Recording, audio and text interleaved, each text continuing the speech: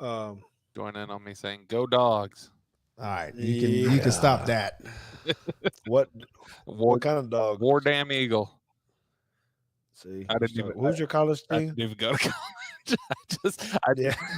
I like trolling whoever. We've got I do a lot of stuff with DallasCowboys.com, and so David Hellman and Brian brought us. They're two big LSU alums, so I constantly say "Roll Tide" to them.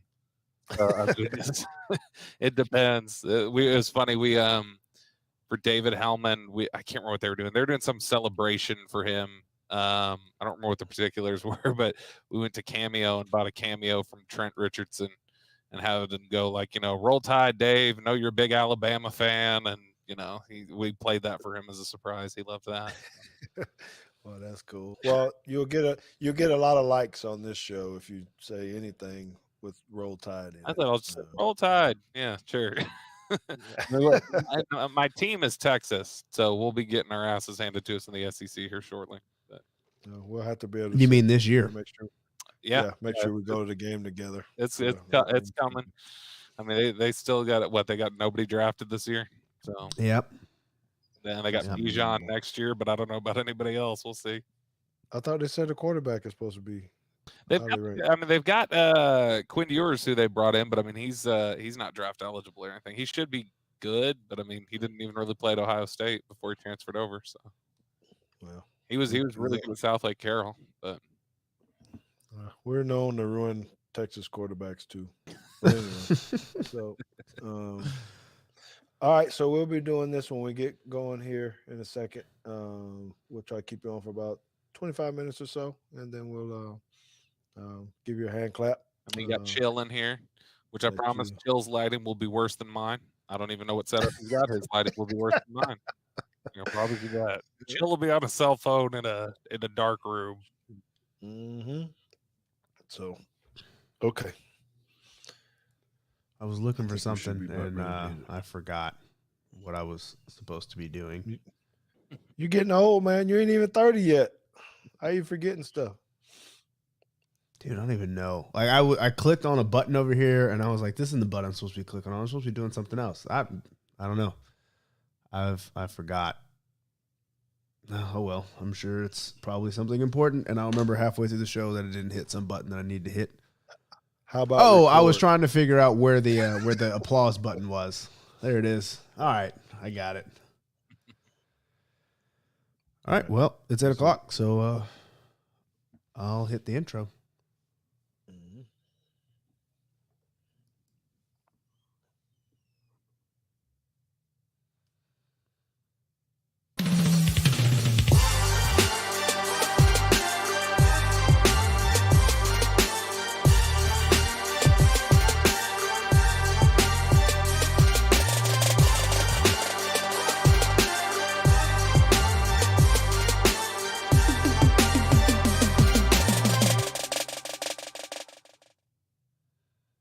Man, happy Wednesday to everybody. Thank you for coming and being part of Teague's Take tonight. Man, we got a dynamic one coming at you tonight.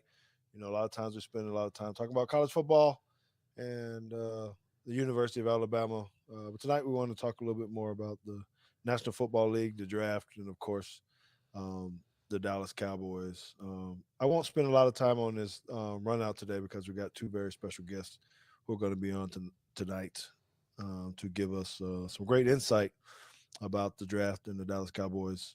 But it just kind of hits my heart a little bit that I feel like I need to say that these athletes and others they tend to make mistakes. I was one of them. I was one of them. They just think because we made it to the NFL or something that we are um, uh, I won't say immune, but like we can't do anything wrong. Typically, what I've learned is that most of us have something a little bit different about us, and that's how we end up in the National Football League. So when we're drafting these guys, or when we are criticizing them and hitting them on social media about different things, I say be careful with it, man, because it's still hurtful, right? And I know we're going to be talking about a couple guys today that maybe had some sketchy uh, things on their resume and things of that nature. But and that's not. It won't be for us to demean them or something. It does affect the way that you get drafted, the way that you're perceived, um, particularly when you're in a high profile spot. All right. Um, so just remember that in your normal life. You're watching basketball, you're watching football, you watch soccer, whatever it is. We all got something in our tank. We just asked you to be mindful that just like you go through things, so do we. All right. So let me bring my group in. You know, we got the analytical one who's always here, the man behind the scenes who makes us all look good on Teague's Take. That will be my son, JT. We're glad he's here. And we got a very special guest on tonight. I don't think we've had him on the show before. I think we dropped him enough cash to convince him to come on over. And be on Where's mine at? I need a cut. Yeah, now that the NIL's in effect, it was able to secure the spot. I would say JT's NIL has been paid since 1993. When he was born, yeah, that's right. I think he's still on the payroll in some kind of capacity because he's got a little grandbaby, or he got a baby who's my grandbaby, so he's still getting some. But Bobby Belt, who is the man? I know you guys follow him on Twitter. Is it Bobby Belt TX? He gives a lot of hot takes. He gives a lot of insight. He was one of the ones that actually got this first pick right in the draft. He is a Dallas Cowboy insider for 105.3 The Fan. You guys make sure you find him. And I know he does some other podcast things. He produces things on NFL Network. He's just a man with a wealth of knowledge. So we're very, very thankful that you're on today with us, Bobby. And if you don't get all your money today, I promise I'll have it to you tomorrow. Good. Yeah, just we'll make sure that check clears. Yeah, of course. No, I'm happy to be on. Obviously, I love the painting in the background. I think that's a good one. And I got to say, one of my favorite George Teague memories that stands out from growing up didn't even happen on the football field. And I'm wondering if you even recall it. You remember when David Blaine came through Valley Ranch and did magic for y'all? How can I ever forget that? And I just remember you being floored on the TV special. And I don't even remember what the trick he did was, but it left you unsettled. He levitated. He levitated. What he did, he levitated. I just remember he did it. You were uncomfortable with what had just happened. That was one of my highlights at the Dallas Cowboys because I'm a big magician fan, I guess. And always trying to figure out stuff and what he was doing with those cards and everything else was just, ridiculous when you're sitting right there. When you're on TV, you think, okay, smoke and mirrors, lighting, whatever, but you're in front of people and you see them do it and you have no earthly idea how they did that. It's just, I think he used to call it street magic. I think he was the first one that kind of came out with that stuff. It was cool. Okay, well, I know we don't have a lot of time with you, so we kind of want to jump into this a little bit. I was sitting here, I was doing a live, I guess, on the draft day, sitting there speaking with some fans. Thank you all those who came on the millions.co and joined me for the free watch party. But man, that first round, that first day, Bobby, have you ever seen anything like it? It just seemed so many trades and things. Am I missing something, or was it different to you? It was tough. To just project everything and figure out where everything was going to break out. I think that's why we didn't get a great beat on who Dallas might have going there at 24. In years past, people I think have thought, Tristan Hill's the pick, Leighton Vander Esch is the pick. You get a beat on some of these guys. It was going to be tough this year just because of everything unpredictable that was going to happen in front of them. And I think they were a little uncertain of how things might break out ahead of them and what they can expect. And so that definitely made it tough, I think, for everybody to get a good read on what to expect. But ultimately, some of the most bizarre stuff to me wasn't even the draft picks. It was those trades of the receivers, sending Hollywood Brown to the Cardinals, and then the trade with A.J. Brown. I had heard leading up to draft day that the Titans were really interested in going up and getting Treylon Burks, the receiver. And so that was kind of like, oh, that's interesting. I guess, AJ Brown's been unhappy, but to see the trade go through where A.J. Brown was getting sent there, it's like, oh, well, this is 100% Treylon Burks. And it's funny because I remember the first person I asked about Treylon Burks, where I was like, hey, do you have any sort of a comp for him? When I asked an NFL scout about this back in like December, January, the first person they named was A.J. Brown. And so, the Titans just looked at it and went, oh, that's a cheap fit for, getting the same sort of player. Let's go get him. But that was some of the more jarring stuff to me, was just the trades of the actual like veterans as part of this draft day deal. But it was an incredibly wild and unpredictable, day. Yeah, and I'm not a pro like you with all this kind of stuff. But my little cheat sheet, my little note sheet that I had just kind of went out the window because I didn't have the nice little computer version and all this kind of stuff. I had handwritten stuff, and when trades started happening, I was screwed. It was hard for me to keep up. Yeah. So let's get in that. You talked about briefly a little bit about Tyler Smith and you picking that pick for him to come. Why did you go there?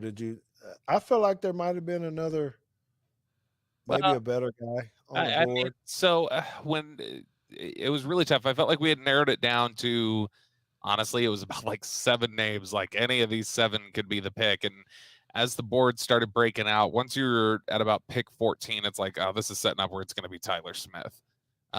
Just because it was, you could see what was coming ahead of you. You could see, all right, Tennessee's going to come up. They're going to get Burks.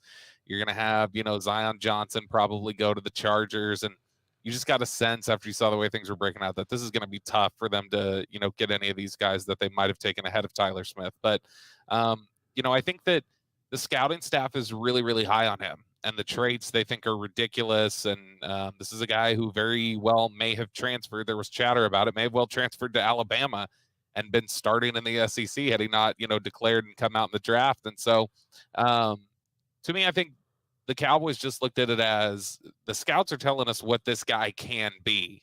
And the coaching staff, now it's up to them to get it out of him. And, so we're just going to trust that the coaching staff will get it out of him. If they fail to do so, we'll find coaches who are going to get it out of him, because we believe in the traits and we believe in the type of player this guy can be. And the scouts are just there to project, basically, under the assumption of the coaches are going to be able to get it out of him. The scouts believed, after, stacking the board, he was the 16th best player in this draft. And that was, good enough for the Cowboys picking at 24. Okay. You got any hesitations on him? Just from your research and all that kind of stuff and negatives? I mean, the technique is raw sushi. It is. It's the hand placement, his pass sets. I mean, he doesn't even, a lot of times you watch him in pass sets, he's not even kick sliding. He's like, no, he's backpedaling. Or he's like, honestly, like he just kind of jumps forward. It's like, that is not how you get into your pass set, dude. And so there are times where it's fresh. It's there. You're starting, from a clean swept foundation, and you're just going to have to build up. And so that's a concern. But I think, one of the points I've been making to people is when you look at all the penalties and everything else, all that happened while he wasn't even, legally old enough to drink. He was 20 years old. He is young. And I mean, he just turned 21. And I think that there's a lot positive that you can project there. And what we know about him at this point, since he came through the Star and we got a chance to talk to him, and what you hear from people at the Cowboys is that the work ethic, the football character, the teachability, it's all there. And so I think those are the positives that you see that say we can project this out a little bit and have faith that we're going to be able to put this together. Well, I hope so. I watched a little bit of the All 22 today before we got on, just to see, because when the pick was made, Mel Kiper had literally nothing nice to say about Tyler Smith. So I wanted to see kind of from my own eyes. I thought that he was a much better run blocker than he was at the pass. Yeah. As you said, I was not convinced that he actually knew how to kick slide. I wish I would have actually prepared the clip, but there was one of them where it actually just looked like he was falling backwards, and the dude just kind of ran by him. He looks very susceptible to speed rush off the edge, just because he doesn't kick slide. Yeah. Yet. I mean, he honestly, it's not even, everybody talks about his technique isn't good. It's like, there's honestly, a lot of times you watch it, there's not there's no technique to It's speak no of. technique. It's not bad technique. There's no technique. And so, Oh, I mean, but there's some positive and negatives to the fact that if you play him inside at guard, okay, you're not as susceptible to, there's not a lot of the same sort of hand usage and footwork that they're going to have to get going immediately. But things also happen a lot faster inside. And so, Yeah, I mean, he's a bully. He's if the hand placement's right, if everything else is right, this is a really good athlete who's incredibly strong at 6'6" and 325. All of the traits are there for you to build a perfect offensive lineman. It's just he's going to need the work ethic and he's going to need the right coaching to get it out of him. Yeah, man, and in addition, for those of y'all that listen to it on the podcast and not actually watching the show, I'm holding my heart over here because JT and Bobby are really stressing me out, giving me anxiety over here because I don't know how this guy's going to be ready to go. It's May. How is he going to be ready to go in September? Just listen to these guys. The example, if you want to point to a positive example that says, when have we seen this before and seen it work out at the NFL level? Colton Miller at UCLA, when he was coming out, he was the same type of player. He was all traits. He had, a lot of people thought, no technique. There were false steps. There was bad hand usage. He didn't know what he was doing. And he was brought up by the Raiders to be a really, really good tackle now. And that was somebody that a lot of people went, that's a third-round player. That guy doesn't know how to play football. This is a disaster. And now he's one of the better tackles in the NFL. And people look at that and go, oh, okay, this is why you have scouts to project things out. This is why you have coaches to bring it out of them. And so, I mean, if you're looking for a mold for how to do it, you can see that the Raiders did it with Colton Miller a few years back. And it can be done with Tyler Smith. It's just, and it's a lot to ask from, rookie mini camp up through training camp to get him ready by September with full technique. There's going to be some growing pains in all likelihood at left guard. Yeah. I also thought that he absorbs contact a lot. I think he waits to punch, which I think is why he probably gets called for holding all the time, is because he does a lot of this, like grabbing from the outside. Defenders get hands on his chest, and then it worked out for him because he's, at least the game that I watched, or the game that I started watching, was them against Oklahoma State this year, and he was able to manhandle some people, but a lot of times that was hands outside the shoulder pads. Yep. So, I mean, we'll see how it goes this year. But hand placement right. I mean, if he learns how to use his hands, I mean, honestly, the feet are. We've heard a lot about the hands. The feet are just as bad.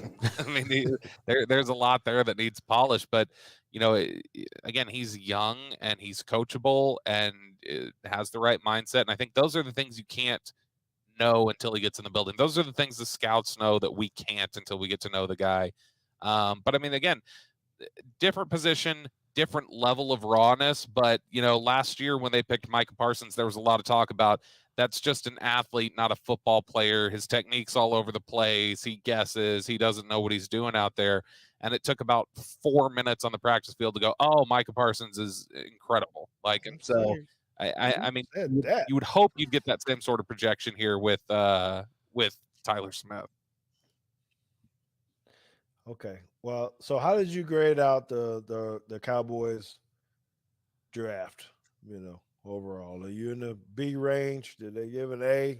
Did you give them an A? Did you give them a C? Where are you at on this? Both Bobby. So it's tough because, I mean, I think it is one of those things where you do have to grade it out over the course of several years. But on initial reaction to it, I think in terms of filling needs and getting traits, they accomplished what they set out to do.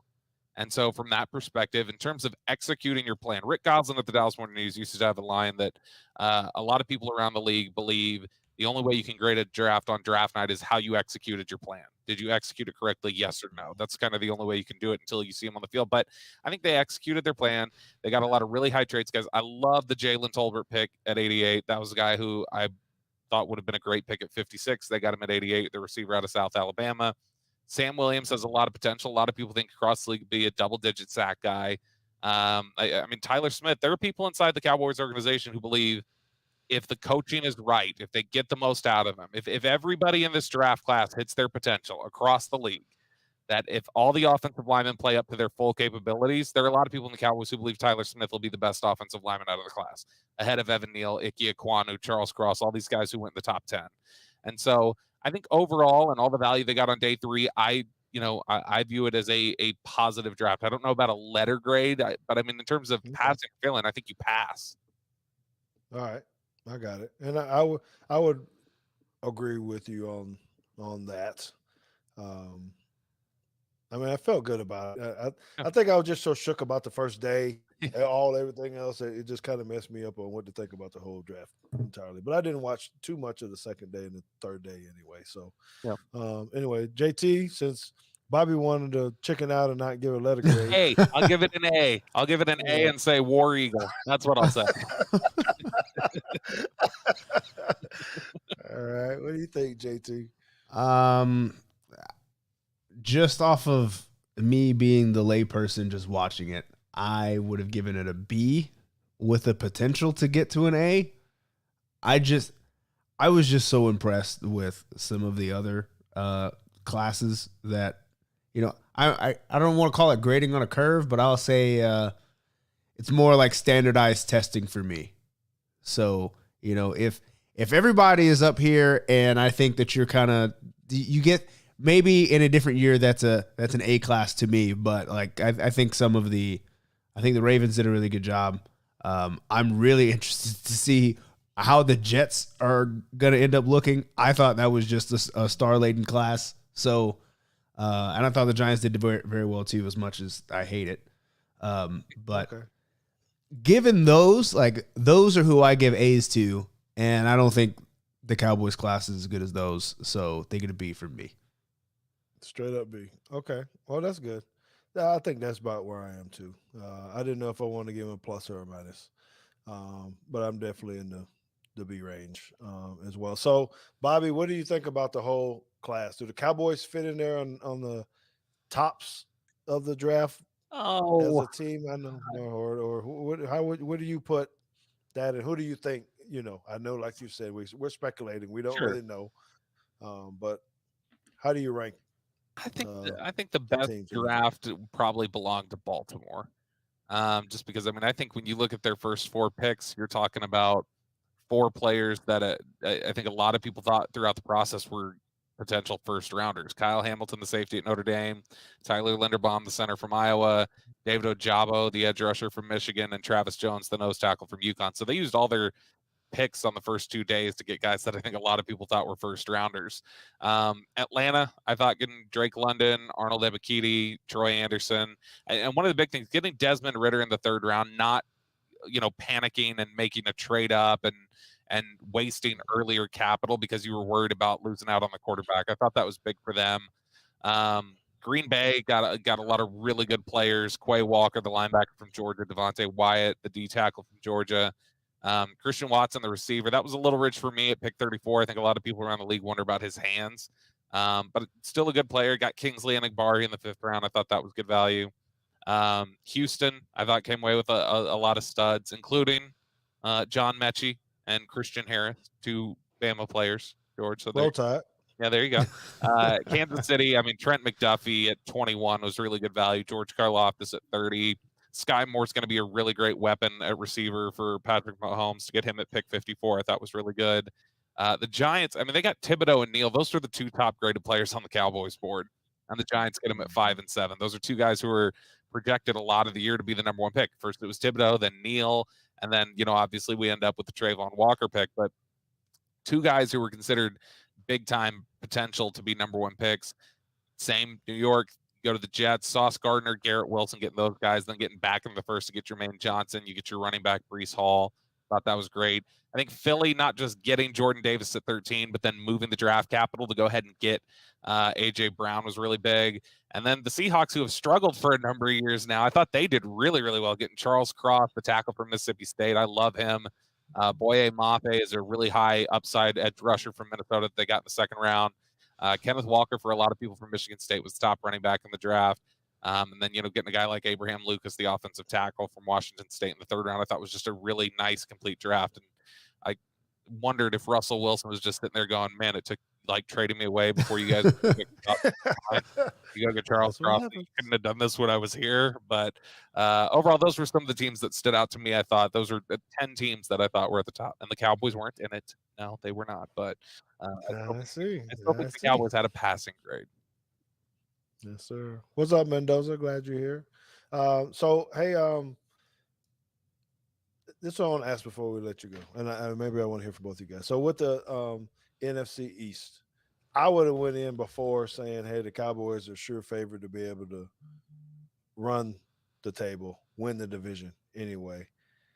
You guys feel that way, the same way? Did the Eagles pass us up, or Commanders, or any of them? Are we still favored to win this thing now, and are way too early to predict? Are we still the number one team, or no? Philly's going to be your toughest competition, I think. But I mean, the biggest edge the Cowboys still have is they've got the best quarterback in the division. So as long as you have the best quarterback in the division, I think you're in a pretty good spot. But I mean, Philly's right there. So I mean, if you're asking me today, I think we're probably at coin flip territory. I think Dallas has the best quarterback. I think there's a potential that outside of quarterback, you might say Philly's got a better overall team. But and you know, it's Nick Sirianni had a really positive first year there in Philadelphia, and so and here in Dallas, you've got a coaching staff that's kind of on the hot seat. Like, you know, you make it work, or you know, go into the unemployment line after the season. And so, you know, I think it's really, really close right now. I'd probably just slightly give the edge to Dallas, though, just because I think the quarterback position is that important. Yeah, I agree. JT, how you feel about that? You concur? Yeah, I mean, I think I think for the most part, the rest of the division, maybe outside of the commies. I do think the commies are better, but I think the other two teams have kind of closed that gap. You know, last year it was undeniable that the Cowboys were the favorite. But I think the Giants and the Eagles can start posing some problems. And like you said, the Eagles are probably in a position are in a much better position right now. I think the Giants will probably take a couple of years, a couple of seasons to get there, but I think the Eagles at least have the potential to win the division. Yeah, that'll be fun to watch. I'm with you guys. I just it kind of scared me a little bit just seeing what the Eagles are trying to do. They're really trying to make a strong move to say, okay, we got to catch these dudes. But I'm going to go with Bobby. I think that quarterback having Dak is the deciding factor, you know, on who has the edge there. So, man, it's been good. I think it's been great. It was fun to watch. It's been really good to talk to you too. It's always fun to follow you and see what you're talking about and listen to you on the radio and stuff too, man. It's great. We appreciate all the work that you do, the insight that you bring, and you know, make sure everyone go out and follow him if you're not already. For you people that may be in Alabama, he trying to pretend like he's not a Alabama fan, but he really is. Roll Tide, yeah. Yeah, that's Roll Tide. It depends on who I'm talking to. If I'm talking to somebody from LSU, I'm the biggest Alabama fan you've ever met. If I'm talking to somebody from Alabama, I'm the biggest Auburn fan you ever met. If Chill's there in the waiting room, I'm the biggest OU fan of all time, you know, Boomer. But no, ultimately it is all hook 'em horns. But for your Well, sake, all I you're will say doing, Roll Tide. yeah, because all you're doing is making every time you say that burn word, JT has to go back and put a bleep sound over it, so they think you're cussing or something on it. But no, we do appreciate your time, man. Thank you for that. Make sure y'all find him, Bobby Belt TX. That's both on Twitter and Instagram. You got a podcast or something that you want with the fan now? You know, once I signed up with the fan, that kind of you know, took away most of my time, so I had to drop some of the podcast stuff. But I mean, still out there doing stuff. Mainly, you can find everything over on Twitter and 105 through the fan, and then you know, the work I still do with Jane Slater over at NFL Network. Okay, well, he is the man. Give him a round of applause. Thank you very much, and we appreciate you for your time. And we'll let you go, and then we'll talk bad about you when you're off. So, Absolutely, I appreciate you guys. You have a good one. All right, see ya. have a good night. So Man, we've that's such a already good deal. got. Oh, I got stuff in the way. And we've already got Mr. Hill in here. I'm gonna get him on the right push or the right push ID, so we can just get him into the get him onto the screen. So he's gonna pop right back in. We appreciate his patience. We do appreciate his patience because our next guest that we got coming up with Star Telegram over in Fort Worth does a lot of coverage with the Cowboys. Been writing for or covering the Cowboys since '97. I mean, he's been there. Oh shoot, just read, but as long as I was and longer, or at least from there. So he was a young cat back when I was playing. I don't think you were a young cat too back when you was playing. Yeah. I don't think. No, he was always cool with me. I don't think he really did anything that offended me or something of that nature. There's a few people we talk about at the house, like, man, that guy was out to get me, or the TV or something. But Clarence wasn't that guy. He wasn't that guy, and he does a lot of great work in the community. We talk about the Cowboys and his coverage and how he writes and what he does, and he shoots you straight about everything. But he's so much more than that. If you really get to know the guy and see what he's trying to do, how he tries to help people, and be involved with different charities and things, it's pretty cool to be able to speak to him and be able to reach out to him and ask him to come on to Teague's Take once again, so we can talk about this Dallas Cowboy team and the NFL draft. So, Clarence, welcome to Teague's Take once again. Thank you for having me, man. I appreciate it. Yes, sitting there getting ready for the Mavs, Well, you got is Mavs gonna pull it off tonight, or they better? They got to, don't they? Well, they're supposed to, but I don't know. Nice. I have little faith, but that's just you don't have them getting swept. There's one thing for them to lose a series, but you don't have them getting swept. No, I don't have. No, I don't. I mean, ever since they took San Antonio, huh? They go to 5 or 6 or 7. Oh, I think 6. Hey, Sure. whatever. I'm just wondering. Listen, anything can happen. We saw what Milwaukee looked great the first game, and then Boston came and hit them back in the mouth the second game. Golden State, won the first game at home and on the road, I guess in Memphis, and then Ja Morant, put that 47 piece on them. I mean, it can happen. Shoot, they could have won the first game. They could have won the first game for sure. Well, I don't know.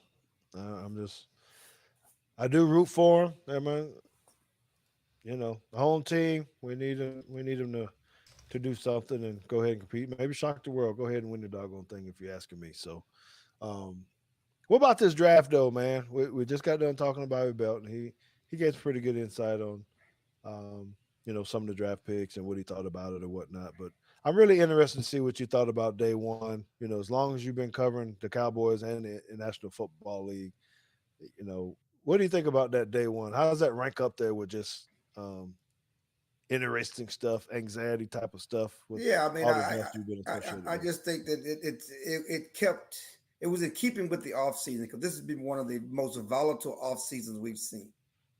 With the retirements and the trades and the Tom Brady's and obviously all the Cowboy stuff and the Russell Wilson trade and the Deshaun Watson. I mean, it seemed like day after day, NFL was in the news with something major happening. And day one of the draft was like all those trades. I don't remember so many trades. Before the Cowboys picked, it was like 7 or 8 trades before the Cowboys even picked. That doesn't even include the trades of draft picks before that, like when the Eagles made a trade before the draft. But there was 7 or 8 trades on draft night before the Cowboys picked, and a couple after the Cowboys picked in the first round. So that's what kills me about you don't really know who's going where because you don't know what teams are going to do. And so that's one thing the Cowboys were handicapped from, is that they were at the mercy of what teams were doing in front of them. When they pick at 24, they can't focus in on one guy or 2 guys because they don't know who's going to be there. You know, it's funny because, you know, people talk about the Giants picked the Cowboys' first 2 players on the Cowboys board because the Cowboys board would leak. Jerry, you know, leaked the board or whatever else he did. And we find out that the Cowboys had Thibodeau and Neal ranked 1 and 2. The Cowboys could do that. They wouldn't get no. They would never get them anyway, but they have to rank the board like everybody else does. So big, whoop the damn do. I mean, it's what's the big? Okay, so they got the Cowboys 2 best players on the board. The Cowboys could not have done anything to get them. They went 1 and 3 or something like that. Yeah. So I want to ask you a little bit about. We spent a lot of time talking about Tyler Smith a little bit earlier, but I kind of want to ask you about Sam Williams on the defensive side. How you feel about him? What do you think that was right pick for the Dallas Cowboys at that time? Well, you got to understand what they were trying to do. And, you know, I know y'all talked about Tyler. I'm going to tell you, Tyler is one of the most impressive. You don't know a lot about him. A lot of people have questions about him just because he's an unknown coming from Tulsa. He wasn't a big high recruit. But I've been, you know, covering this Cowboys since '97. There's not been a more impressive first-round pick to walk in those doors and have a press conference on the first day. If you listen to him and talk when he came in, then you would think this was old hat, even though he came from Tulsa. Probably never seen that much media. Offensive lineman, you know, they don't get talked to in college. And Tulsa probably had one reporter at their game, okay? Let's be honest. Yes. you know, and here's a guy that was just at ease, you know, intelligent, cracking jokes, you know, whatever else, and just was comfortable in the moment. And, you know, he has he's from Fort Worth, you know, big kid, great background, you know, it was bow-legged, had his both of his legs were broken as a junior in high school between the junior and senior year because he was severely bow-legged and had a limp. And, you know, we from the country. So, you know, brothers with bow leg, you know how we, you know. Who from the country? Who from the country? Well, you okay, you went to school in Babel, so you've been a country boy. hell, Nate's still bow-legged. Okay, that is kind of unbelievable that, you know, his story of breaking. Thank you for bringing that up. You know that what he had to endure just to try to get to. Yes, I mean, so you overcome that, so you don't get recruited. So, you know, as big as he is, and having both your legs broken and reset, and so that just tells you the type of athlete he is. If you see how big and powerful, watch him run, the guy can move. He's very athletic. You have to come from that. So it tells you about his work ethic. So he's raw. He's raw. They're betting on the upside, you know, but he's raw. But the things that he has, size, strength, when he gets your hands on you, you ain't moving. You can't teach that. You know, so getting so that's what the Cowboys are betting on. And then they had him, you know, you can say what you want about what people knew him about it, but he was 16 on that board. There were other people who had him rated just as high, and other people wanted him. You know, he was not going to be there. And they did have him rated higher than Johnson. Everybody was freaking out about the defense in Florida State. They had him rated 10 spots higher than Johnson on their board. Okay. You know, Jermaine Johnson. They had 10 spots higher than Johnson. It wasn't just close. You know, they had him rated higher than the center from Iowa. They had him rated higher than the guard from A&M and the guard from Boston College. On their board, he was higher ranked than all of them. And so that was the right pick for them. If they liked the guy, they certainly had him picked right, then, you know, you got to trust that they know what they're seeing. But getting to Sam Williams, here's a guy that if he didn't have the off-the-field course, he probably would have been the first-round pick himself.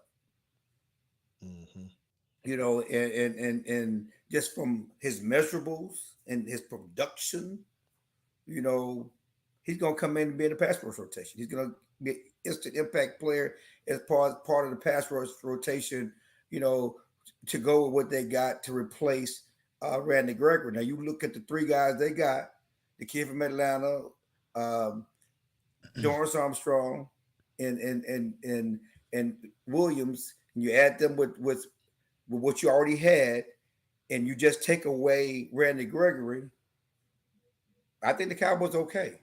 Still pretty solid up front. I mean, we love Gregory. He only has 6 sacks. He never had double-digit sacks. Well, I mean, he barely had double-digit games in a season. All of that. So you love him. You love his potential. But I mean, let's just look at production, you know, and so the disappointing thing is the Cowboys wanted to keep him and couldn't keep a guy they wanted.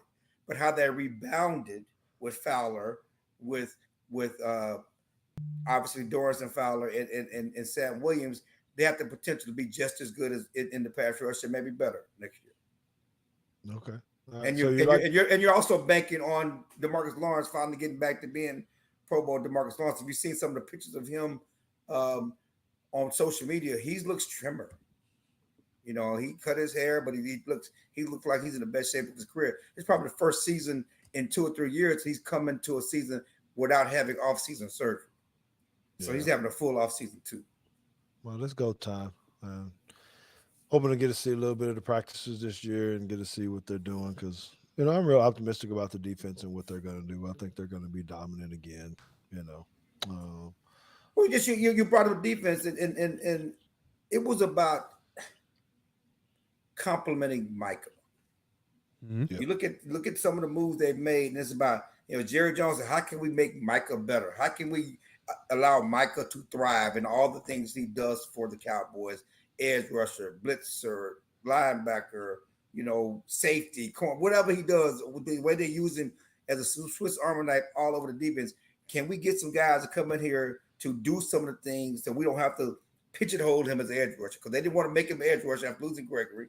So that's why Sam Williams helps, because, you know, you don't have to force him at edge rush. You're going to still use him at edge rush at time because he's the best rusher on the team, but you have to force that. But, you know, the kid from LSU, the linebacker, Clark, who, you know, if not for a neck injury, would have been a 3rd round pick. They got him in the 5th round. Mm-hmm. Now, here's a guy that you got to bet on to come that could be their best pick. You know, look what he did at LSU. Look at his size. Look at his measures. Look at the production he had at LSU. You know, all SEC linebacker, 2nd team All-American linebacker. You know, can run, can hit, 3-down linebacker. If he can do some of those things, again, that'll freeze you up to use Micah all over the defense. Well, and then you go, huh? He did what? He did play for LSU. He played for LSU, so there was a whole lot of tackling he had to do because they wasn't doing all of that. This is true, but his profile looks good. And then you go back to Jabril Cox they had last year, which, you know, the 4th round pick who everybody thought should have went higher. He's going to come back from ACL injury. That's going to be an young athletic group of linebackers around Micah Parsons. I'll say, is Cox going to end up starting? He should. I mean, we'll see. I mean, you got, you know, the Cowboys got that funky defense, whether it's a 3 safety or the big nickel or they do 3 linebackers, regular 4-3 with Van Der Esch and Cox and Michael. You know, they like to do different packages anyway. But you should see some playing time from, you know, the glimpse we saw of Cox last year. You know, the best play he made was that hit on the Giants at the goal line when he knocked Daniel Jones out the game. It just showed you his ability to run sideline to sideline. You add him with Micah, you know, he's going to be stronger. Add him with Micah and Clark whenever he comes back from his injury. That's going to be an athletic group. Mm-hmm. Okay. So I'll ask both of y'all, and I don't know. How do you feel about the tight end, Jake Ferguson, the pick there? I know we're talking about needs and all that. Maybe we needed another one or not, but. Oh, you needed a tight end. Well, you needed a tight end badly. I didn't particularly know too much about the tight ends from this class, but, you know, there are certain schools in which I think you're okay if you take certain positions from certain schools sight unseen, and Wisconsin and like Iowa are those 2 schools where it's just like, look, pick any tight end or any offensive lineman from those 2 schools and you'll probably be all right. So that's kind of where I'm at. I don't know nothing about this tight end from Wisconsin, but I'm sure he'll be all right. I think the only negative thing where apparently he's supposed to be more of a pass catcher and not necessarily a very physical type of guy. You know, he's probably going to have to be detached, or he ain't going to be blocking no defensive ends. That's for sure. That's what I've been reading. You know, feel that way, Clarence? You know, I've heard the opposite, only in the sense that if you are a tight end at Iowa, you got to block for the run game. I'm not Iowa, Wisconsin. You got to block because that's what they do. That's what they do. Well, Iowa too. He's a 3-year starter. He's from Wisconsin, but he's a 3-year starter at Wisconsin. Okay, he's blocked a lot. Mm-hmm. He wasn't in no gimmicky offense. He's been He wasn't no Evan Ingram.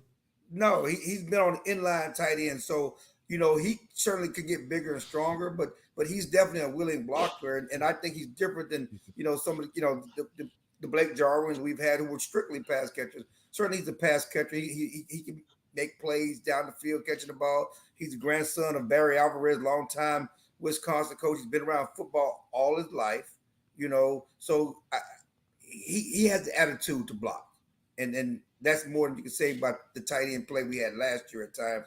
Because I go back to game one. If the tight end blocks in the end zone, they beat Tampa Bay, and that's a whole different start to the season. I don't know if you remember playing in the end zone when Blake Jarwin missed the safety who stopped Zeke at the goal line. Goes back to game one. You can't whiff. You got to get your hands on him. And I think he's a guy that can get your hands on. So how the Cowboys sitting after this? Bobby Belt kind of chickened out on where we were. That's not true. I'm lying about that. He chickened out on giving the Dallas Cowboy a grade. But he gave him an A. Well, no, he didn't. He gave. I was listening because Bobby Belt. He lives this stuff. He knows all the players, and he said he gave him a passing grade. Y'all forced him to give him an A. But then when he came back, he said who he thought the A's were. He went about the bid. He didn't say the Cowboys. He said the Cowboys weren't in that class. I was listening, but I think that number one guy that you got to mention is Tolbert, the fourth round pick. He's gonna play. He's gonna play a lot as a rookie, and to me, he's a Michael Gallup clone. Big receiver, big play receiver, down the field receiver. He can make acrobatic catches. That was good value. Look at some of the teams. A lot of people looked at the Cowboys. I don't know that guy, and I know that guy. But you look at the guys they picked. They got good value for the guys where they were picked. They didn't reach for anybody. Whether you may say they reached for Tyler Smith, but the other guys were picked where they should have been picked, or lower than where they should have been picked. But Tolbert is a guy that's going to come in and be a part of the three receiver sets early. And he may be better than James Washington. As a rookie. So don't overlook that fourth round receiver or third round receiver. Excuse me, he went to third round. Third round receiver. Don't overlook that he went third round for a reason. People really like his profile. Like he's an NFL ready receiver right off the bat. But my overall grade for the Cowboys, I gave him a B. I mean, I don't think that they blew anybody's socks off. But how can you do that at 24? Where you pick? But for what they were trying to do, they got bigger. Go with the Ridgeway guy, nose tackle out of Arkansas. Jerry talked about them getting run over in the run game against the 49ers. In the playoffs, and it's a kind of a change of philosophy. This Cowboys under Rob Marinelli, they were like quicker, smaller offensive linemen. Dude, I've been clamoring in the offseason. Go get a Demarcus Lawrence. Y'all need a nose tackle. You need a big guy in the middle to help stuff their run. Go get some big wide body. And what they did with Quentin Bohanna last year in Ridgeway, they're finally trying to get a big guy in the middle anchor the defense, and that also helps the linebackers. One thing why Ray Lewis was so great. Big Tony Saragusa in the middle of that defense, taking up blockers and let him run to the football. That's another way you compliment Micah, but have somebody occupying those blockers so he can run to the football and make plays. So yeah, I think that they again, they didn't wow anybody with the guys, but I think they had a solid draft. It was a good B draft. So let me ask you this, and with the way the defense played last year and with the additions that they made and whatever few they may have lost, is the defense going to be better this year just because having another year with Dan, the cohesiveness, are they better, or are there too many pieces that are my only thing about the defense, and I think there's a ceiling on how good they can become, because the great defense has difference makers on every level. Mm-hmm. Cowboys don't really have a difference maker up front. You're not going to put Tank up in there? And hope has he been a different? I mean, I love Tank, but he was a Pro Bowler 2 years ago. He hasn't had double-digit sacks, in 3-4 years. Is he a difference maker for this defense right now and at this point in his career? He has the potential to be, but has he been? Let's be honest and talk about what it is. Not talking about what his resume was, Right. but what he is right now. No, Is past he? couple years have been kind of a letdown. I mean, yeah, he's been injured, and he didn't play. He played half the season last year. But the great defense, they have difference makers, on every level of the defense, and so it's fine to have guys and a lot of guys, and that you like and put them in different positions. But when we love Dan Quinn, but when Dan Quinn was great, what do you have in Seattle? He had a defense laden with Pro Bowls. He didn't just have just guys who he coached them up. Okay, he didn't have guys who just coached up.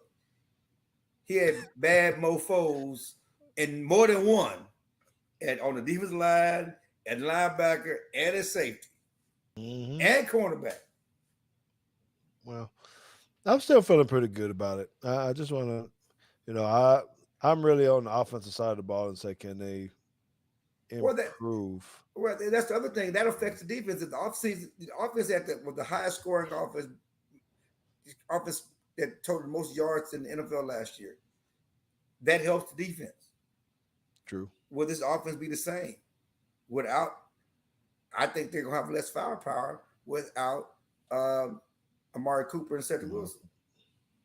Will they be the same? Will they have that same firepower? And how would that affect the performance of the defense? Because it goes hand in hand. Yep. How's Zeke looking, man? I don't know if you've seen him run around. Is he healthy now? Is he back? Is he good to go? He appears to be. I mean, he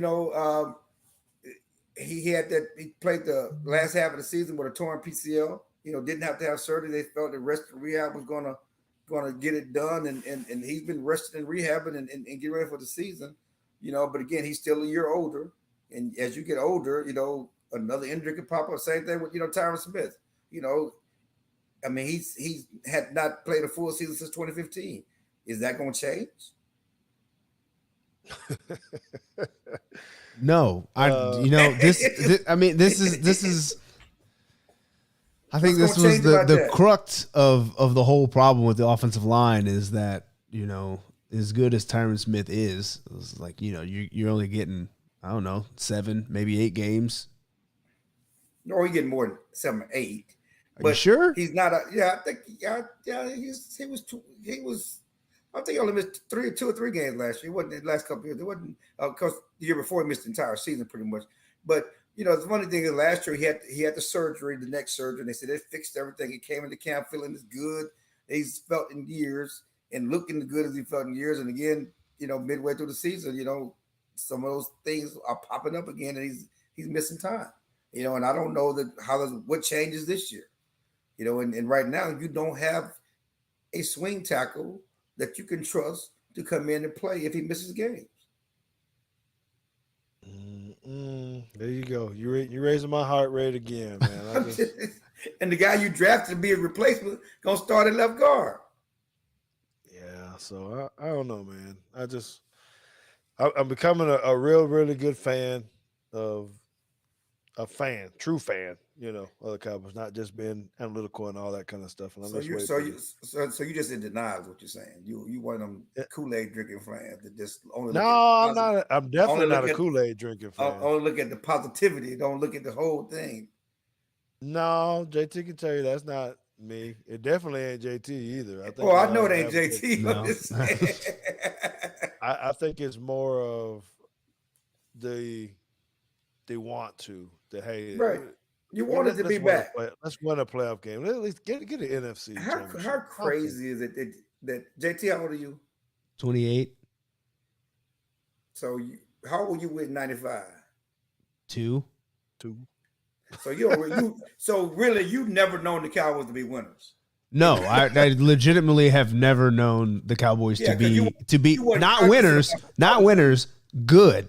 Right, all of that on a consistent basis. You wasn't cognizant about football at 2 when they last won. And my daughters have grown up never know. It might be Greek mythology.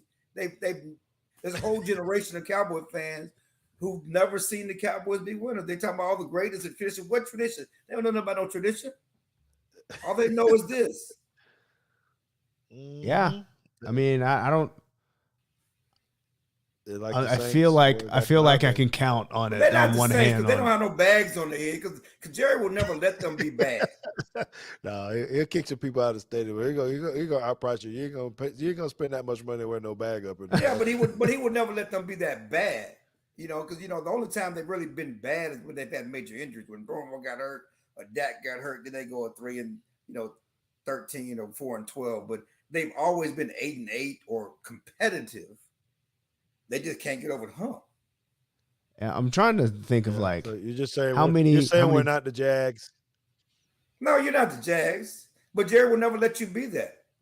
Which is why he would never tank to go get a quarterback at the top of the draft. He's been blessed that you fell into Tony Romo and you fell into Dak Prescott because he will never let you be bad enough where you have to pick a quarterback number one. But you've been blessed with that.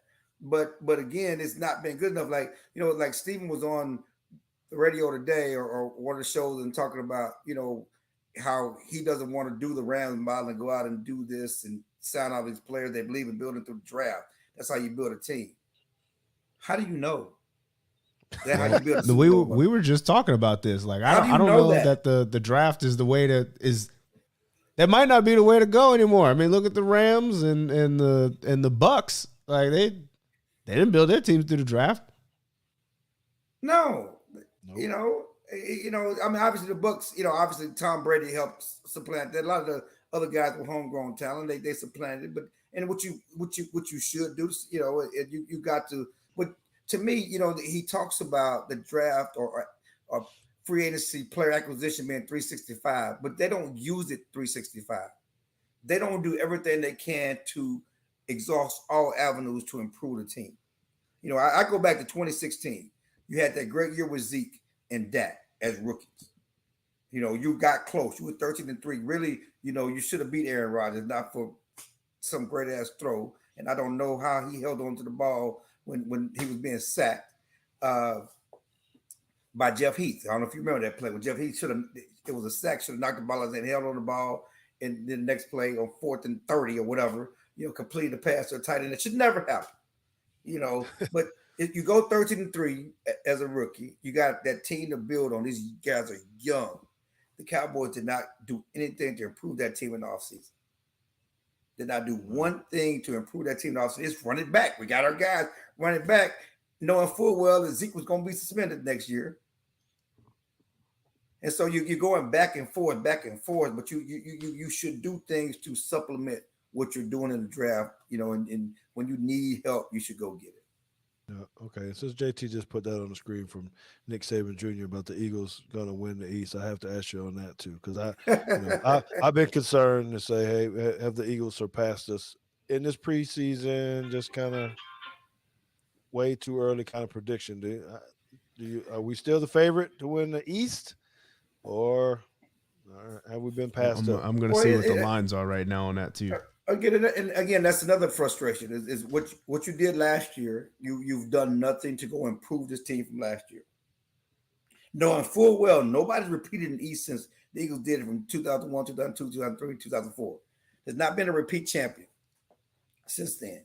But you've done nothing really to improve this team. You kind of held serve with some of the things you've done. And I think you took a step back at receiver. But you haven't done nothing to improve this team, knowing full well the Eagles had more draft capital to make a larger. I think they closed the gap. The fact that you have Dak and they still have a questionable quarterback keeps you ahead of everybody in the NFC East. But the Eagles have closed the gap, especially what they did at receiver with A.J. Brown. They certainly have a better receiver core than the Cowboys right now. The odds are plus 110 for the Cowboys winning the East, and the Eagles at plus 250. Yeah, I mean, because the Eagles still got some unknown. They still got some rookies. They still got some things that you don't know about about that team. But going for the future, again, they still got 2 first-round picks next year. Oh, Lord. Didn't they get a running back? Did the Eagles get a running back this year, too? Or off-season or something? Didn't they? No, I think they re-signed one of their own, but they're solid. They're solid offensively. And their offensive line was better than the Cowboys last year. And again, now their receiving core is better than the Cowboys, and they have a better tight end with Dallas Goedert. The question is their quarterback. Their defensive line is better. It was better with Fletcher Cox. Now you add Big Davis from Georgia to that defensive line. Okay. So who had the best drafts? A lot of the fans are here asking now, saying Tampa Bay is going to win it. Other lines going to do anything and all this kind of stuff. Who do you think had the best? I mean, it's all over the place. I mean, everybody loves the Raiders. Funny thing about everybody loves the Raiders because they got the center, Tyler. And he's a perfect Raiders pick. He'll come in and start for 10 years. Of course, the Cowboys said he couldn't start for us because he's too small and gonna get run over. I mean, Jared just came out and just threw the dude under the bus. Sounds like what the Minnesota Vikings were doing before too. Right. Yeah. Threw the dude under the bus and said he's too small and we can't, we don't want. That's why we picked Tyler Smith. Stephen Jones said at the end of the day that they thought he was better for them and better for the team than a guy who played only center. Clearly, he was talking about Linderbaum, but yeah, the Ravens just Bobby talked about it from what they did, with the center and the defensive end, and they had a solid draft of known players, productive players from big schools who you're going to come in and make plays. I think the Eagles had a great draft. Certainly, I think the Giants, when you got the 2 top picks on the Cowboys board, you've done pretty good. I mean, nobody does a board like the Cowboys, right? I think the Lions had Aiden Hutchinson falling to them. That was a great draft. Again, go and get Jamison Williams, who is the best receiver in the draft. When he gets healthy, there's no question he's gonna run a 4.2. The dude is dude is bad. Jets had a good draft. There's no question about that. Seattle, Tennessee, the Bills, the Falcons, they all had. I mean, I think all those guys had good drafts for sure. And again, I would give the Cowboys a B. All right. Look like you got a question there for you. Yeah. Was Nakobe Dean one of the biggest steals in the draft? We'll see. I mean, we all love Nakobe Dean, what he did in college and in his resume and his production. He was the leader of that great Georgia defense, but he is small. He's 5'11", 6 foot, Ray Lewis type, again, but he's going to have some big boys in front of him to keep him off of him, to make plays, because they Fletcher Cox and Jordan Davis, that helped him make plays. He's going to be an instant leader. And I think certainly he could be a steal of the draft. I think that, again, the kid the Cowboys drafted out of LSU can be a steal as well. He's a 5th round steal for sure. Mm-hmm. Oh, I see you, Justin Riley saying Davis was a steal for the Ravens. I don't know. Ravens did a good job in their draft. They always do. I mean, the Ravens, they've drafted well. They've changed quarterbacks. They've changed leaders. They've gotten rid of Ray Lewis. I mean, they just are always competitive. What's the scoop on Hollywood? What's the scoop on Hollywood Brown? Why did they dipped out on him? Was there something that happened? Just didn't want to pay him, or you watched him, right? Yeah, he's a track guy. Was he special? What did he do? He's a track guy. He's what a did track he do? guy. That's what did he do? I call him a track guy. He fast. Okay, and what did he do? Yeah, he ran around and he didn't. I'm just saying he wasn't special to me. He didn't do anything special. Okay, and for him to, then you got to pay that guy, and he ain't special. He has not been a difference maker. The Ravens need receivers to help Lamar Jackson. You think they wanted to get rid of a great receiver if he was trending to be a great receiver and difference maker? Mm-mm. So I think that and Arizona wanted him because I think that was the buddy program. They trying to make Kyler Murray happy. There's nothing he's done in his profile that says he's worthy of that type of draft pick and big money as receiver. Yeah, I'm not disagreeing. I'm just trying to get your insight and see what it is. And the other one, I barely saw this today, so I hadn't read it at all. I don't even know if there's any truth to it or not. It was about Tannehill talking about Malik Willis, saying it wasn't his job to. Is there any truth to this? Or if I'm saying no, he said that. He said in the press conference.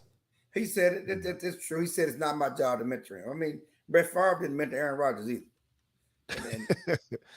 And Aaron Rodgers didn't mentor Jordan Love, and he said it's not my job to mentor him. Now, he'll be in the room if and if he gets some by osmosis and whatever else, I'll work with him. But it's not my job to mentor him. And there's 2 schools of thought on that. there are a lot of people that think if you're a team player, you're going to go out there and do what's best for the team and help him. I don't see him threatening your job as a rookie, and he still has some growth to do. But he's also realizing, the dude is trying to take food off his table, trying to take his job. Why would I help a guy take my job? Joe is. I mean, I know how it was. You got to eat, man. You see when people come in the locker room, that other DB in there, you kind of looking around. We cool. We're going to go eat wings and stuff, but that's about it. You're right. And the thing about it, in other positions is different because more than one guy can play. In quarterback, ain't no rotation. Ain't no tandem. Either I play or you play. That was with the Raiders. They put what's his name in? Well, I mean, I'm just saying. Mariota. He got to go and run the Wildcat. Yeah, and they may use him with Tannehill can run. Tannehill, that's what he was. He was a runner in Miami and certainly at Texas A&M from a receiver he could run. They don't need him to come run. He can't run the Willis. Did the Titans pick up another wide receiver? Yeah, the kid from Arkansas, Traylon Burks. They got the kid from Arkansas. You really turned out the draft, man. Goodness gracious. Yeah, man. I was stuck in all the kind of stuff, and plus I probably had. You was mad about Tyler. You was mad about Tyler Smith. I did. I had one or two fireballs and a couple of Dos Equis. So about pick 13, 14, I was just waiting for the Cowboy pick to see what happened. Yeah, the draft was crazy. It was that first day was volatile. Dude, I was scratching my head, man. It was fun to watch. It was cool, and all that kind of stuff. But I was just like, man, this is crazy. All this stuff is happening. Yeah, best reality show on TV, man. It was good stuff.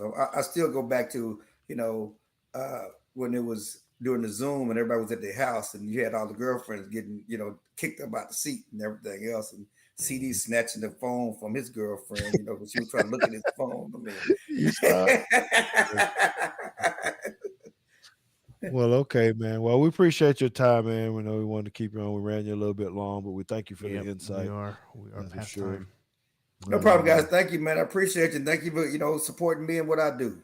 Man, you do a great job at it. Now, I know I'm going to catch you at one of the practices or something, come out there, or I'll catch you at one of your events, when you're hosting, when you're doing a show. Why don't you tell everybody what you got going on too? Because I know you do some other things. Are you still doing your show, your podcast? Yeah, I do. During the season I do a kind of just chilling the boys every Thursday at Ellabee's in Arlington, and certainly you can follow me on Clarence Hill Jr. at Twitter and Chill NFL on Instagram, and Clarence E. Hill Jr. on Facebook. And so I'm interactive.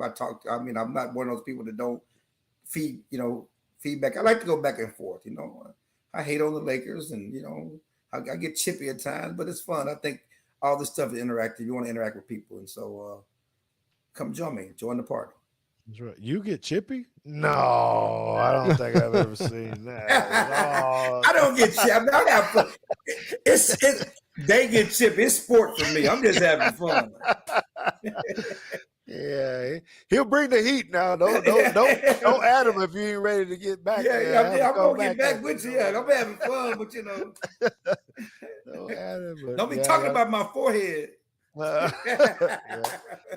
But y'all do need to support him too. I did get a chance to go out to Ellabee's, I think that's what it was called, and be on this show last year during the season. It's a great restaurant. First of all, they got some really good food, and things. But they do a good job of just going out there, having a good time, and chilling and talking a lot of good football. So definitely be on the lookout for that and go out there and support him once the season gets run. Because I'm gonna come out there, even if he ain't got me on the show. I'm going to go out so I can go hang out back, have me one of them good cigars again, and just listen, It is awesome. I appreciate it. Yeah, definitely so. And you would not get run up on by Will Smith or that dude that tried to jump on Dave Chappelle. That dude's arm broke. Did you see how that's why Will Smith is lucky. Because if that had been at the comedy club, security would have dealt with him. They didn't want TV and all that stuff to mess up the Oscars. But that's how you deal with somebody that jumps on stage. Like you jump on stage at a concert, their security will deal with you. Joe will. Dave Chappelle security dealt with that dude. That dude's arm ain't gonna never be straight. Well, Chris Rock should have dealt with damn Will Smith. But all of that. We'd have been going blows on TV right about then. They were like, man, what is wrong with them? Trying to be professional. You know, it was like he ain't like you. He don't protect the star like you. You protect the star. I don't care where it is in front of who. You ain't gonna come in my house and disrespect me. I'm just saying right now, right? We boys and all that, and we might be in the same industry a little bit, but if you come up and just jab me in the face real quick, I don't care where we at and what we doing. It's about to go down. That's all as it should. Stand on your manhood. Anyway, round of applause for Clarence, man. We appreciate it, man. We'll let you get out of here, and we'll wrap this thing up in a minute. So we really do appreciate it for all that you do, and I'll see you soon, my friend. All right, man. Appreciate you guys. Hook 'em horns. You're going to slide in at the end. I'll bring you back on talking about that later. What? We'll see. Right, week 2 says you don't stay in. Week 2. Come on, Austin. We're having our black homecoming in Austin. Come on down there. We'll have a good time. Yeah. Did you go to school there? You went to school somewhere. We're doing this. Yes. Oh, well. Okay, so I'm gonna go ahead and make a commitment. We're gonna bring him back on the show after the Texas game. Let's just go ahead and make that. Let's go ahead and book that. You better get us now while we're young and early in our SEC tenure. And get us now. Yeah, Sans draft picks. We will have draft picks next year. Okay, we have the best running back in the country next year. Bijan will be lucky to rush for 100 yards. And I like him. What about rushing and receiving? Well, if they throw it to him out of the back. Yeah, if Sarkisian decides that he's gonna throw him the ball instead, he might have 1,000 yards receiving that game. Okay, I'm gonna get the ball to him at the backfield, and that Willie Anderson. Let him come on in, and I'm gonna dip behind him. Yeah. I mean, that's the way to do it. I mean, even just line them up out there. Just go ahead and don't even line them up in the backfield. Just go ahead and put them out there out wide and tell one of our linebackers they got to cover him, and he'll be open all day. Yeah, the problem is we have no offensive line, and so we probably have 1.2 seconds to throw. Yeah, can you pull some weight or something and get them to change the game from 11 o'clock? I don't know what the rule is on why we're playing at 11. I forgot what they said. I think it's because of the TV. I told you, Fox says that is the best time, the highest rated time in the country to play the game. They said it's better. They get more views than ABC at 7:30. And more views than CBS at 2:30. So, yeah, that's why they do the Texas OU game when Fox has it at 11:32. We don't like it either, but yeah, it's gonna be a sauna.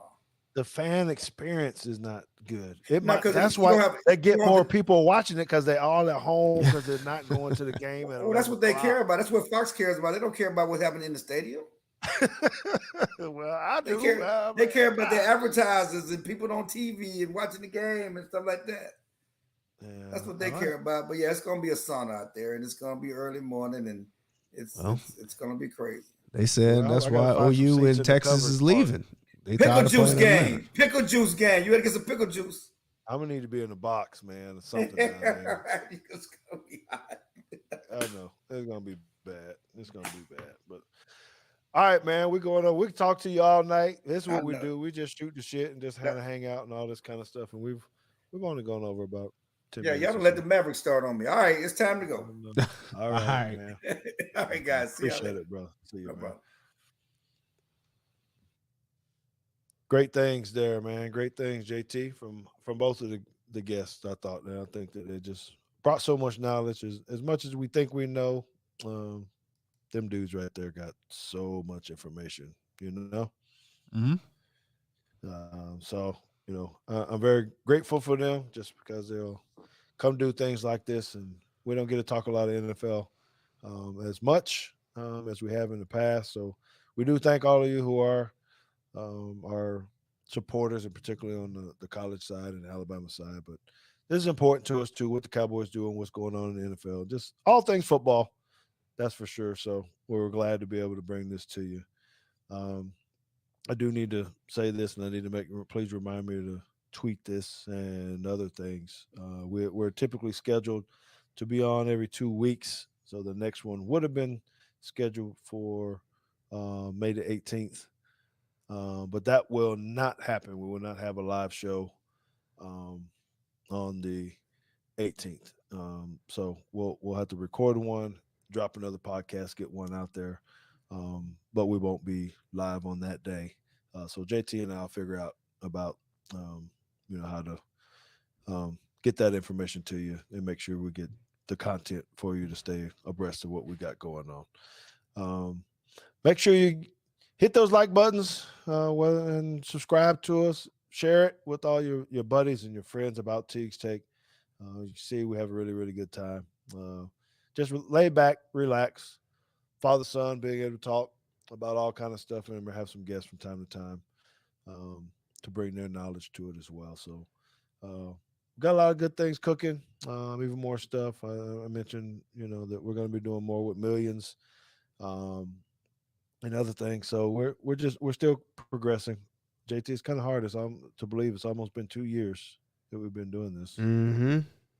Now, and it doesn't seem like it at all. But I guess that's a good thing. Because I'm having a good time with it. So what am I forgetting? Anything before we sign out? Yeah, let's just answer a few questions that we had in here. One of them was best QB taken in the draft. Who do you think it was?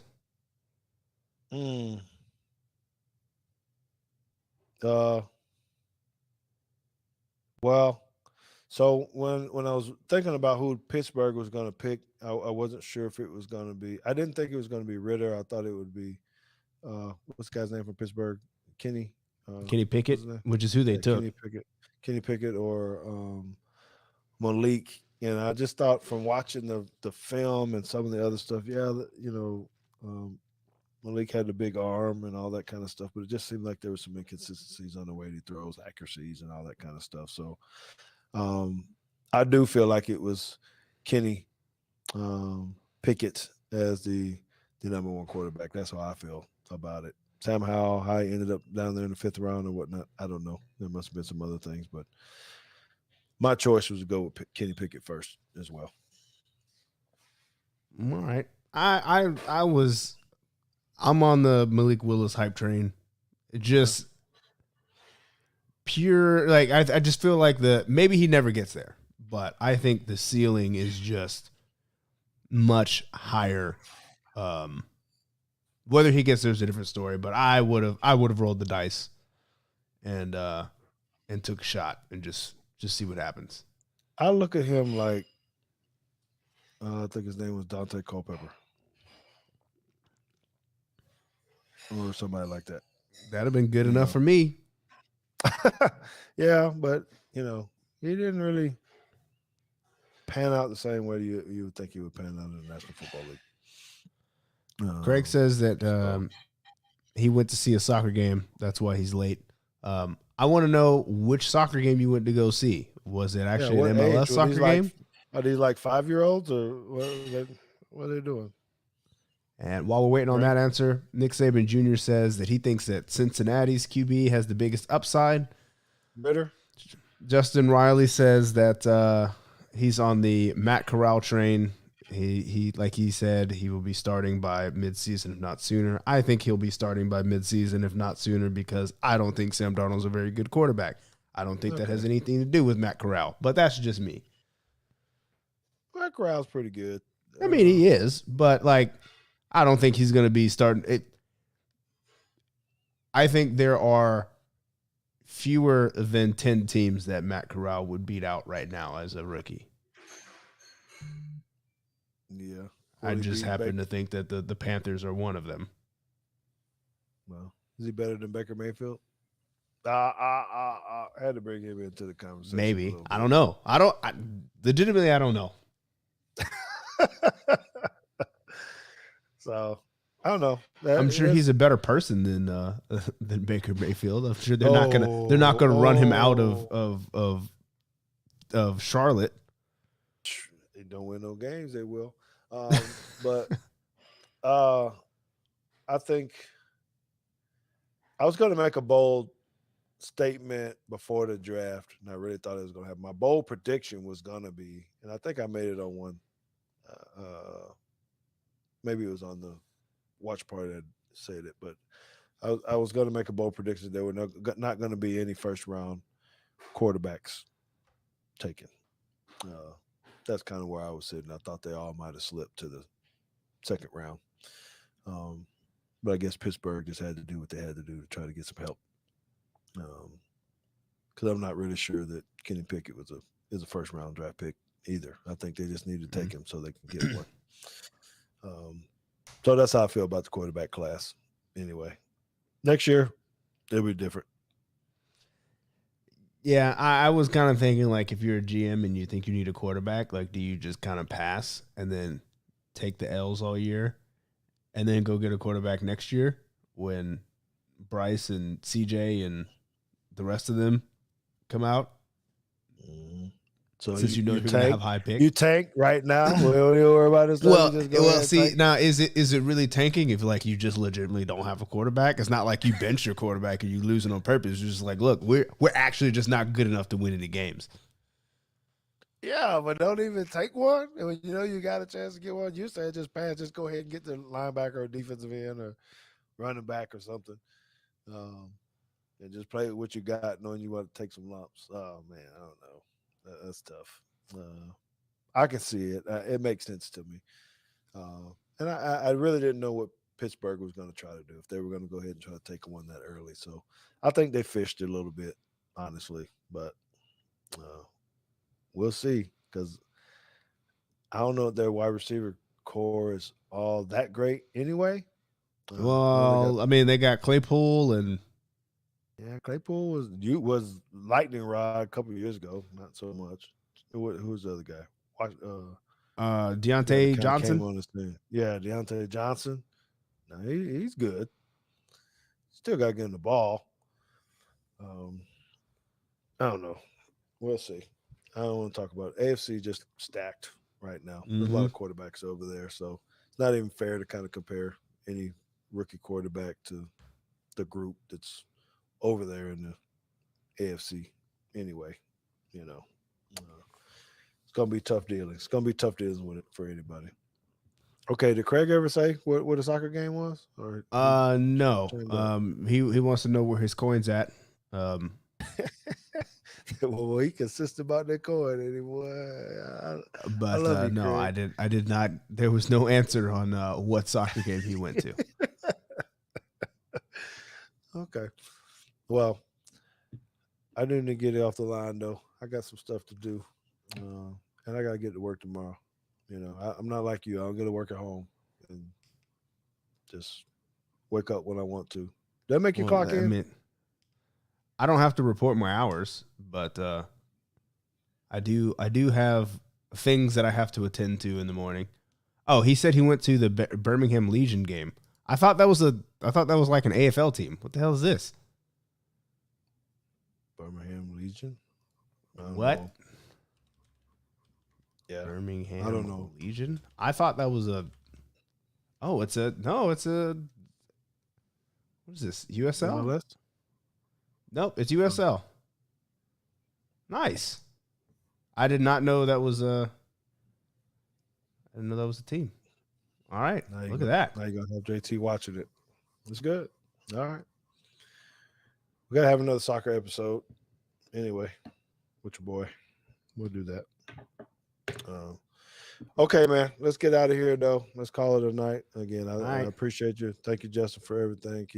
Keep doing your deal. Pushing the Bama standard the way that you are. You're doing a tremendous job. And we're just happy for all of our followers, our listeners, our viewers. Continue to give us a like, spreading the word about Teague's Take. And don't forget, we will not be live on May 18th. I'll make sure I put out enough messages just so you're not looking for us. We'll probably have to post it on the website or something, just so people aren't looking for us then.